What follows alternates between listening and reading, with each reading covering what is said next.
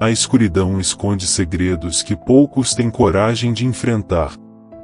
Algumas histórias não são apenas contos para assustar antes de dormir, são relatos reais de experiências que desafiam a lógica e arrepiam até a alma.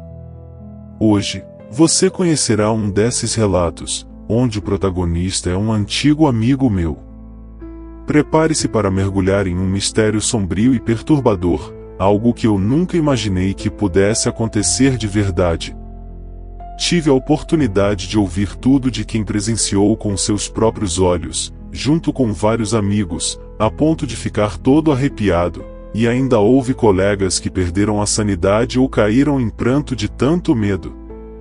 A partir de agora, o relato será nas palavras desse meu amigo que não irá se identificar.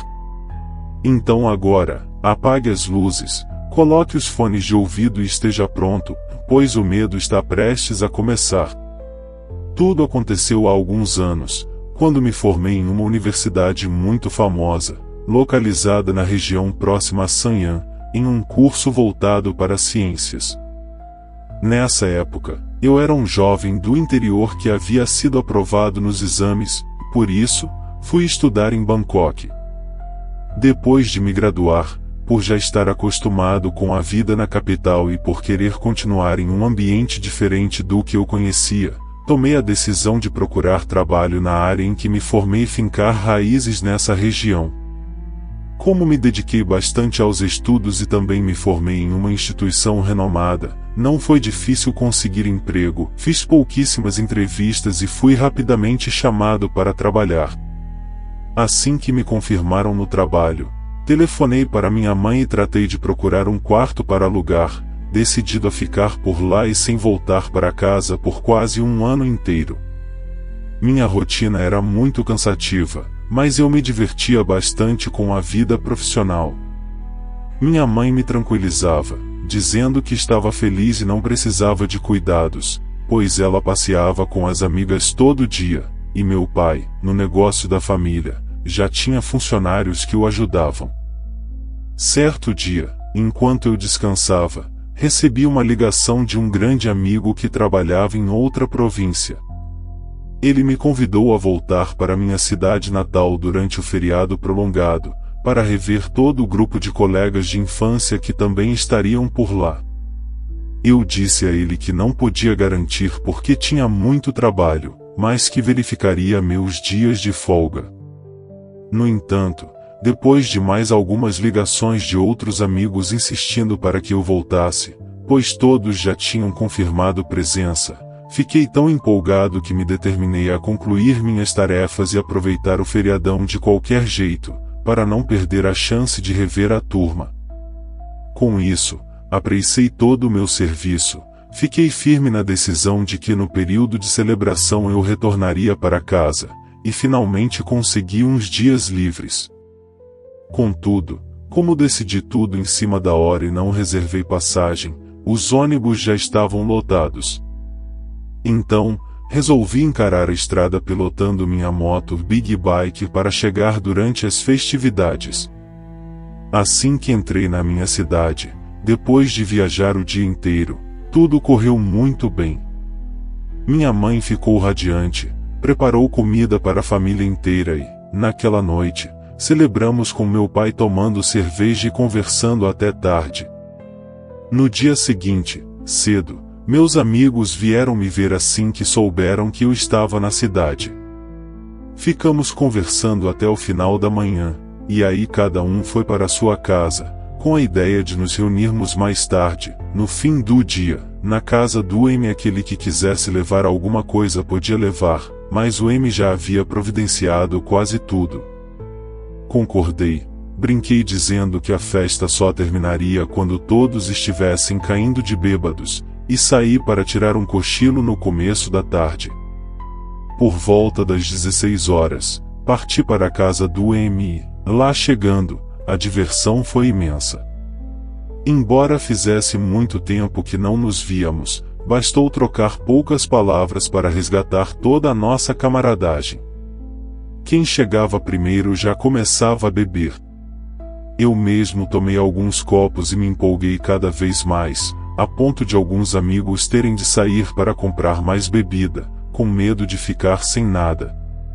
Continuamos conversando e bebendo sem parar até que, por volta das 7 da noite, escutamos o barulho de uma caminhonete se aproximando lentamente. Quando ela estacionou, percebi que era o meu amigo NE, alguém com quem eu fui muito próximo na época da escola, inclusive dividíamos banco e vivenciamos juntos nosso primeiro amor. Ao vê-lo, corri para cumprimentá-lo, mas tive uma surpresa ainda maior. Ele estava acompanhado de uma moça muito simpática, que desceu do carro com um sorriso meio tímido. Fiquei tão empolgado que chamei todo mundo, e o pessoal caiu na gargalhada, já começando a provocar o NE. Ele respondeu de volta na mesma moeda, dizendo que a namorada dele vinha de uma família dona de uma loja de adubo, que era muito fofa e que a gente não devia zoar demais, senão poderiam nos jogar inseticida. Mais risadas aconteceram e, então, quando a namorada do NE saiu do veículo, descobrimos que ela estava grávida de poucos meses, talvez uns 2 ou 3. Não me contive de felicidade por meu amigo e pensei que, de fato, eles deviam se amar muito. Ela parecia ser uma pessoa bem tranquila, diferente do NE, que sempre foi agitado e líder de bagunças no tempo de juventude. Continuamos a confraternização normalmente. Alguns cozinhavam, outros compraram comida pronta, e ficamos ali bebericando e comendo com alegria. Passado algum tempo, quando a bebida começou a fazer efeito, pegamos um violão para cantar. Por volta das 9 da noite, um dos meus amigos chamou alguém para ajudá-lo a fritar carne na cozinha. Como eu já estava meio alegre e quis dar uma pausa na bebida, me ofereci para ir junto. Fiquei conversando e fritando a carne com ele por uns 30 minutos, e então levei a primeira porção para o pessoal na sala. No entanto, quando retornei, senti o ambiente diferente, como se algo estranho pairasse ali. Era notável que o clima estava pesado. Ninguém tocava violão e alguns tinham saído para fumar, enquanto outros apenas comiam em silêncio. Eu me perguntei o que teria acontecido, mas voltei à cozinha para fritar o resto da carne. Depois de mais uns 10 ou 15 minutos, apareci novamente com outra travessa e, dessa vez, notei que a situação estava realmente muito tensa. O pessoal tinha parado de cantar, evitava trocar olhares e parecia preocupado. Então, um amigo me cutucou e sussurrou que o NE e a namorada, estavam discutindo e que aquilo vinha piorando. Fiquei sem entender, porque antes de eu entrar na cozinha estava tudo tão bem, era só risada e descontração. Agora, eles não paravam de brigar. A confusão escalou a ponto de exigir a chave do carro para ir embora. Naturalmente, todo mundo aconselhou a não dirigir, já que ela estava irritada, grávida e não tinha tanta prática no volante. Com isso, desceu para o andar de baixo, enquanto a gente pensava que ela iria se acalmar e retornar em breve. Porém, ela subiu de novo, procurando alguém que pudesse lhe emprestar um veículo, dizendo que levaria o carro e devolveria de manhã. Ainda assim, ninguém cedeu, não por egoísmo, mas por preocupação com a segurança dela e do bebê. Diante das negativas, sumiu outra vez. Passado um bom tempo, quase 11 da noite, escutamos o barulho de uma motocicleta dando partida. Quando corremos para ver, constatamos que ela havia pego a moto de um de nossos amigos, cujo dono tinha esquecido a chave na ignição. Foi um susto geral, porque não entendíamos por que a briga tomara proporções tão grandes a ponto de ela sair dirigindo sozinha, naquele estado de gravidez, em plena noite. O NE, desesperado com a possibilidade de algo acontecer à namorada e ao filho, quis imediatamente pegar a caminhonete dele e ir atrás dela. Como já estava bem alcoolizado, a turma inteira tentou impedi-lo, mas não teve jeito. Ele insistiu tanto que, por fim, partiu dirigindo a caminhonete. Quando chegamos a esse ponto, ficamos todos observando uns aos outros, parados, pois estávamos completamente bêbados e não tínhamos coragem de dirigir para segui-los. Então peguei uma garrafa grande de água, bebi cerca de 1,5 litros e fui ao banheiro 3 vezes, tentando me recuperar ao máximo do álcool. Quando senti que já estava um pouco mais sóbrio, disse que iria pilotar minha moto para procurar nossos amigos, mas várias outras pessoas quiseram ir comigo. Sugeri, então, que fossemos de carro e que eu assumiria a responsabilidade ao volante. Conseguimos uma caminhonete emprestada, todo mundo subiu e se acomodou, tanto na frente quanto na parte de trás, prontos para partir. No instante em que liguei o motor e estava prestes a sair, vimos o NE entrar outra vez pelo portão da casa, chorando sem parar, com lágrimas e coriza escorrendo pelo rosto. Ele não conseguia se explicar, falava de modo desconexo, até que, depois de muito esforço, conseguiu dizer que T tá morto e já não está mais aqui. Assim que o NE pronunciou aquelas palavras, suas pernas fraquejaram, e ele caiu de joelhos no chão. Ficamos todos estarrecidos. Embora não estivesse claro, deu para entender que algo terrível acontecerá com a Fá, que havia saído pilotando a moto de um dos nossos amigos. O NE estava tão abalado que decidimos deixá-lo subir para casa e se acalmar. Nós, que permanecemos do lado de fora, combinamos o que fazer. Achei que o mais provável era ter acontecido um acidente e propus que fossemos checar o caminho por onde a Fá seguirá. Expliquei que já havia reduzido um pouco o meu nível de embriaguez e que dirigiria com cuidado. Assim, seguimos a rota que ela tomou, mas não encontramos sinal algum de colisão nem ambulâncias ou equipes de socorro. Resolvemos, então, ir ao hospital, imaginando que, se tivesse havido um acidente grave, a Fá poderia ter dado entrada lá.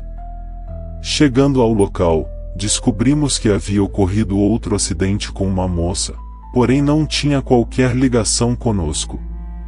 Perguntamos se alguém falecera naquela noite, mas só havia o registro de um casal de idosos que perderá a vida ao colidir o veículo adaptado contra um abrigo de estrada, nada a ver com a Fá ou com o NE. Aliviados, decidimos retornar para falar com o NE, crendo que ele podia estar confundindo tudo por causa da bebida. Porém, no caminho de volta, ao entrarmos em uma estrada que margeava um canal, vimos luzes vermelhas e azuis piscando intensamente, várias viaturas estacionadas e sirenes ecoando. Havia socorristas, policiais e uma ambulância, todos concentrados em algo às margens da água. Parei o carro e corri para ver o que estava acontecendo. Eles puxavam a traseira de uma caminhonete branca, placa terminada em 694, que reconheci imediatamente como a do NE, usada para ir atrás da Fá. Ficamos atordoados, pois, quando o NE reapareceu chorando, ele estava sem o veículo, o que significava que o carro ficará submerso ali. Naquele momento, tudo começou a se encaixar, o NE provavelmente encontrará a Fá e, em meio a mais uma discussão ou algo do tipo, sofrerá um acidente, fazendo a caminhonete cair no canal. Achávamos que ele tivesse sobrevivido ao sair cambaleando e chorando, enquanto a Fá teria morrido junto com o bebê. Mas, ao puxarem o veículo da água, vimos algo que nos deixou sem chão e havia apenas um corpo lá dentro, justamente o corpo do NE. A visão era horrível. O cadáver dele estava inchado, repleto de água, indicando que já fazia pelo menos 1 hora que ele havia morrido. Ficamos todos paralisados, sem conseguir entender como podia ser o NE que encontráramos na casa momentos antes. Enquanto ainda tentávamos assimilar aquilo, um amigo pegou nosso carro e foi até a casa ver se, por acaso, encontrava mais alguém. Pouco depois, ele voltou chorando, dizendo que não havia ninguém lá e nem vestígio do ME, nem de qualquer outra pessoa. Isso confirmava que o ME, ao sair para buscar Afa, se acidentara e falecera no local, sem jamais ter retornado vivo. As palavras que ouvimos dele, "tá morto, e já não está mais aqui", certamente se referiam ao próprio falecimento. Quanto a Afa, descobrimos que ela estava, na verdade, sã e salva, pois tinha parado a moto em um posto de gasolina para se acalmar. Infelizmente, acabou perdendo para sempre o homem que amava e o pai de seu filho. A briga que originou tudo foi causada por um motivo bobo, e durante a bebida, alguém chamou Afa pelo nome da ex do ME, ele deu risada, e depois o próprio ME escorregou na fala e a chamou sem querer pelo mesmo nome. No fim, o encontro que deveria ser alegre culminou em uma tragédia dolorosa. Um amigo nosso morreu, e uma criança acabou ficando sem pai antes mesmo de nascer. Não adianta buscar culpados, pois, de qualquer jeito, o resultado mostrou que, às vezes, pequenas provocações ou descuidos podem trazer consequências irreparáveis, carregadas de dor e tristeza. E assim terminou este trágico relato. Mas se há algo que o sobrenatural nos ensina, é que certas histórias nunca acabam de verdade. O que você faria se passasse por algo assim? Acreditaria que foi apenas sua imaginação, ou aceitaria que há coisas neste mundo que nunca deveríamos ter visto? Se você tem um relato assustador para contar, envie para o canal. Quem sabe, em sua história não seja próxima a assombrar nossos ouvintes. Se gostou desse relato, deixe seu like, inscreva-se no canal e ative o sininho para mais histórias aterrorizantes. Até o próximo encontro, se você conseguir dormir até lá.